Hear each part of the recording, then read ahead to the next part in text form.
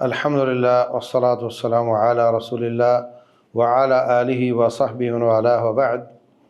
नाज़रीन और सामीन किराम, आजकल सैलाब और रात ज़लज़ला भी आया है। सैलाब मुल्क की तारीख़ के सबसे बदतरीन है और पहाड़ के एक ऐसे ज़ाविये पर बारिश होती है और एक दम होती है कि वहाँ से सारा पानी बड़े बड़े पत्थरों को साथ लेता हुआ आता है और एक घंटा पहले एक बस्ती बसाती आबादी जिसमें दुकानें हैं, घर हैं, मस्जिद है, मदरसा है और जनाब मवेशी हैं, कारें, कोठियां हैं, सब कुछ है, एक घंटे के बाद सब कुछ दफन हो चुका होता है और वहाँ कुछ नज़र नहीं आता है और पानी भी खुश्क हो जाता है, मामला साफ़ हो जाता है। इस तरह की मुसीबतें हमारी तरफ आ रही हैं और रसूलुल्लाह सल्लल्लाहु अलैहि वसल्लम ने फरमाया था कि ये जो ज़मीन में धंस जाने वाले वाक़यात हैं ऐसे होंगे मेरी उम्मत में।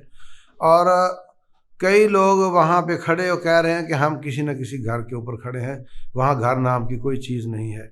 वो लोग कहते हैं कि इतने इतने बड़े पत्थर ये हमारे इलाके के नहीं हैं, हमने इनको कभी नहीं देखा।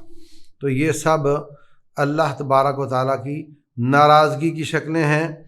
मैं ये नहीं कहता कि वो लोग ज़्यादा गुनाहगार थे, उन पर ये आजमाइश आई और हम जो बचे हुए हैं हम ज़्यादा नेक हैं, ऐसा नहीं है। ये अल्लाह तबारक व तआला की सुन्नत है, किसी को इस तरह आजमा लेता है और जो उनमें नेक थे वो दब कर फौत हुए तो रसूलुल्लाह सल्लल्लाहु अलैहि वसल्लम फरमाते हैं साहिबुल हद में शहीद, जो नीचे दब कर मरता है वो शहीद है। उनमें से कई डूब कर मरे तो रसूलुल्लाह सल्लल्लाहु अलैहि वसल्लम फरमाते हैं अल गरीक व शहीद, वो शहीद है। और उनमें कई ऐसे होंगे कि जिनको अल्लाह तबारक व तआला ने दुनिया में सज़ा दी होगी और कई ऐसे होंगे जो वैसे उनके रगड़े में आ गए होंगे और कई ऐसे हम जैसे जिनको अल्लाह ने थोड़ा लेट करके उनको हमारे लिए इबरत बना करके समझने और सोचने और बेहतर करने का मौका दे दिया होगा। ये सब अल्लाह ताला की हिकमतें हैं, वो जिस तरह चाहता है करता है। तो मेरे अजीज़ भाइयों और बहनों, ये बात अच्छी तरह याद रखो, ये सब के सब मामलात अल्लाह ताला की नाराज़गी का मज़हर हैं।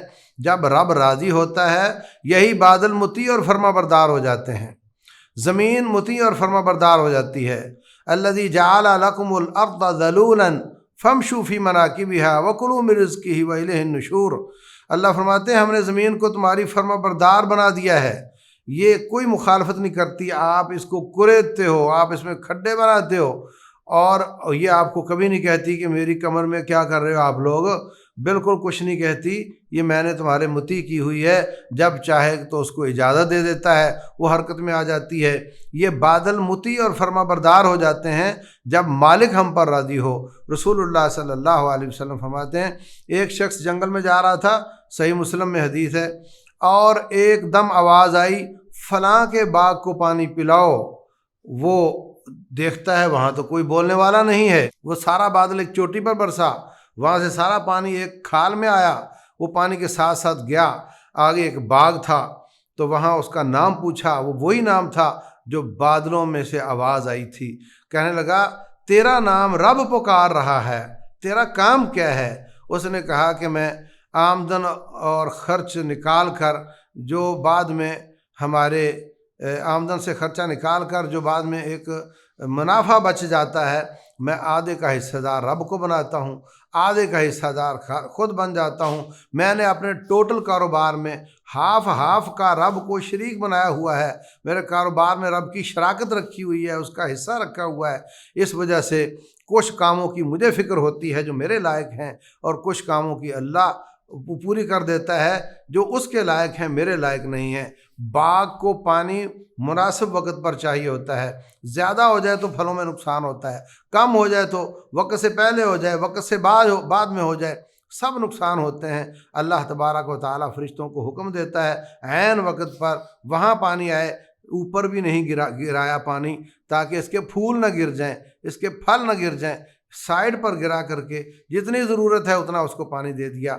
अल्लाह अकबर। तो बहुत ज़्यादा मुआशरे के लोग वो अपना हिसाब नहीं करते और हिसाब करके ज़कात नहीं देते, ऐसी थोड़ी बहुत दे दी और कह दिया मैंने दे दी है, कुछ बिल्कुल नहीं देते। तो जब इन तमाम کاموں کی وجہ سے، ماپ تول میں کمی کی وجہ سے، ملاوٹوں کی وجہ سے، جھوٹ بولنے اور دھوکہ دہی کی وجہ سے، حکومت ہو یا عوام ہو، سب کے سب اس مصیبت میں پکڑے گئے ہیں، کرپشن ہو رہی ہے۔ تو پھر ایسے حالات میں اللہ تبارک و تعالیٰ کی پکڑ آتی ہے، تو اللہ کا مقصد یہ ہوتا ہے کہ یہ توبہ کر لیں، یہ واپس آ جائیں، یہ گڑ گڑائیں، یہ روئیں، یہ کپ کپائیں، یہ تھر تھرائیں، یہ اپنے کاموں سے باز آ جائیں۔ اللہ تبارک و تعالیٰ فرماتے ہیں وَلَقَدْ أَرْسَلْنَا إِلَىٰ أُمَمٍ مِّن قَبْلِكَ، آپ سے پہلے بھی ہم نے اور قوموں کی طرف بھی نبی بھیجے تھے، فَأَخَذْنَاهُمْ بِالْبَأْسَاءِ وَالضَّرَّاءِ لَعَلَّهُمْ يَتَضَرَّعُونَ، ہم نے ان کو مصیبتوں میں ڈالا تھا تاکہ یہ گڑ گڑائیں، کپ کپائیں، روئیں، چار آنسو گرائیں، تھوتنی ٹیڑھی کریں، توبہ کریں اور ہم ان کو معاف کر دیں۔ وَلَوْ فَلَوْلَا إِذْ جَاءَهُمْ بَأْسُنَا تَضَرَّعُوا، کیوں ایسا نہیں ہوا کہ جب ہماری تکلیف آئی تو یہ گڑ گڑاتے، روتے، توبہ طائب ہو جاتے۔ وَلَٰكِن قَسَتْ قُلُوبُهُمْ، مگر ان کے دل سخت ہو گئے۔ وَزَيَّنَ لَهُمُ الشَّيْطَانُ مَا كَانُوا يَعْمَلُونَ، شیطان نے ان کے کاموں کو ان کے لیے مزین کر دیا۔ ایک کلاس ہوتی ہے، اس میں بچے ہوتے ہیں، کوئی بچے عادی مجرم ہوتے ہیں، کوئی بچے اچھے ہوتے ہیں، ہمیشہ سب کو یاد کرتے، مگر آج نہیں یاد کر سکے، استاد اس کو بھی سزا دیتا ہے، اور استاد ان کو بھی سزا دیتا ہے جو روٹین میں یاد نہیں کرتے۔ جو روٹین میں یاد نہیں کرتے وہ ڈھیٹ ہو چکے ہوتے ہیں، ان کو سزا ملتی ہے، وہ ہاتھ آگے کر دیتا ہے، مارتے رہو مارتے رہو، آپ خود ہی تھک جاؤ گے۔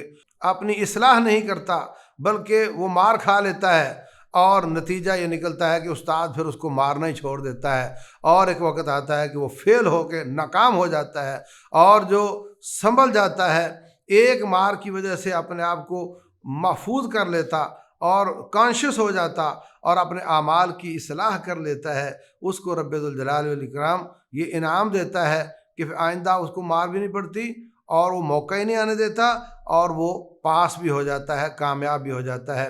ان تمام شکلوں میں، سیلاب ہو یا زلزلہ ہو، قحط سالی ہو یا کوئی بیماری ہو، اللہ تعالیٰ کے جو بندے ہیں اسی دو قسم کے ہوتے ہیں۔ کچھ لوگ اللہ پر اعتراض کرنے لگ جاتے ہیں، تقدیر پر اعتراض کرنے لگ جاتے ہیں، کچھ لوگ رب ذوالجلال کو نعوذ باللہ برا بھلا کہنے لگ جاتے ہیں، اور کچھ لوگ اس کو سائنس کی طرف لے جاتے، وہ چونکہ نیچے پلیٹیں ہوتی ہیں اور وہ ہل جاتی ہیں تو ڈرنے کی کوئی بات نہیں۔ اللہ اکبر۔ کچھ کہتے ہیں اور کلاؤڈ برسٹ ہو گیا تھا، یہ گلوبل وارمنگ ہے، یہ کوئی انٹرنیشنل مسئلہ ہے، اس میں کوئی گھبرانے کی بات نہیں، بس یہ ایسا ہی ہونا تھا، ہو گیا، توبہ کی کوئی ضرورت نہیں ہے، رب کی طرف رجوع کی کوئی ضرورت نہیں ہے۔ اللہ تبارک و تعالیٰ فرماتے ہیں وَمَا نُرْسِلُ بِالْآيَاتِ إِلَّا تَخْوِيفًا، ہم یہ اپنی نشانیاں دکھاتے ہیں، اپنی آیات بھیجتے ہیں تاکہ تم ڈر جاؤ، تمہیں ڈرانے کے لیے ایسا کرتے ہیں۔ رسول اللہ صلی اللہ علیہ وسلم کے زمانے میں سورج یا چاند کو گرہن لگا، آپ کبھی گھر جا رہے ہیں، کبھی نکل رہے ہیں، آپ کا رنگ فک ہے، آپ اتنے پریشان ہیں کہ یہ کیا ہو گیا، اتنا بڑا سورج یا چاند بے نور ہو گیا۔ اللہ اکبر۔ فرمایا، لوگ کہنے لگے یہ آپ کا بیٹا ابراہیم فوت ہو گئے ہیں، اس لیے اس کی وجہ سے یہ گرہن لگا ہے۔ رسول اللہ صلی اللہ علیہ وسلم نے فرمایا یہ ان الشمس والقمر آیتین من آیات اللہ، یہ رب کی نشانیاں ہیں سورج اور چاند، یہ ان کو گرہن کسی کی موت سے اس کا کوئی تعلق نہیں ہے، بلکہ یہ اللہ تبارک و تعالیٰ کی نشانیاں ہیں جن کے ذریعے اللہ تمہیں ڈراتا ہے۔ اس لیے جاؤ، جا کر کے نماز پڑھو، سب آ جاؤ، آپ پر نماز پڑھتے ہیں۔ آپ نے نماز کسوف پڑھائی اور صدقے کی تلقین فرمائی، کیونکہ یہ اتنی بڑی نشانی ہے، مگر لوگ ایسی نشانیوں کو سائنس کے حوالے سے دیکھتے، چونکہ اس کے سبب کا ہمیں پتہ چل گیا ہے، اس لیے رب سے ڈرنے کی کوئی ضرورت نہیں۔ کچھ لوگ ایسے موقع پر شرک میں زیادہ ہو جاتے ہیں، کوئی سیلاب کو اور پانی کو دیوتا بنا کر اس کو بکرا ذبح کر کے اس کے نام پہ قربان کرتا ہے، اور کوئی لوگ وہ ڈھول بجا بجا کر کے سیلاب کو بھگانے کی کوشش کرتے ہیں، کوئی پیروں کا سہارا لے رہا ہوتا ہے۔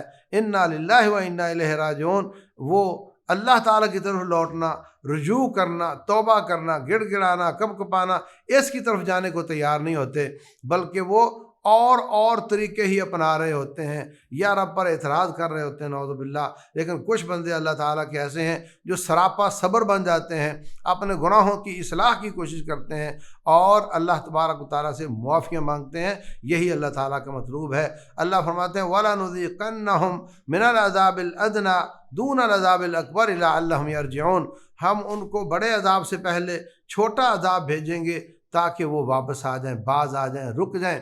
ظَهَرَ الْفَسَادُ فِي الْبَرِّ وَالْبَحْرِ بِمَا كَسَبَتْ أَيْدِي النَّاسِ لِيُذِيقَهُم بَعْضَ الَّذِي عَمِلُوا لَعَلَّهُمْ يَرْجِعُونَ۔ اللہ فرماتے ہیں خشکی اور تری میں بندے کے گناہوں کی وجہ سے فساد آیا ہوا ہے، اور ہم ان کے ساری بدعمالیوں میں سے کچھ کی وجہ سے پکڑ کرتے ہیں تاکہ وہ باز آ جائیں، تاکہ وہ لوٹ آئیں، تاکہ اپنی اصلاح کر لیں۔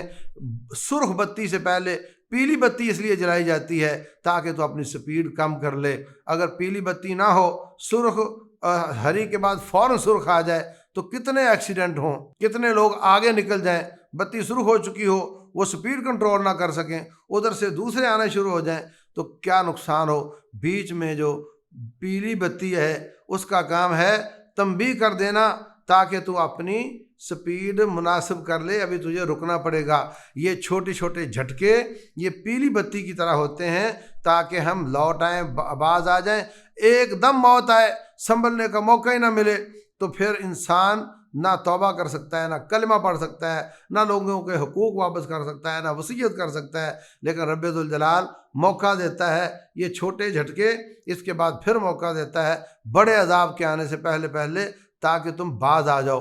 اور اللہ تبارک و تعالیٰ فرماتے ہیں کہ آپ کے پاس اتنا موقع آیا، اولم نعمرکم ما یتذکر فیہ من تذکر، ہم نے آپ کو لمبی لمبی عمریں دی تھیں، جس نے نصیحت پکڑنی تھی پکڑ لی تھی۔ وجاءکم النذیر، تمہارے پاس ڈرانے والا بھی آیا تھا۔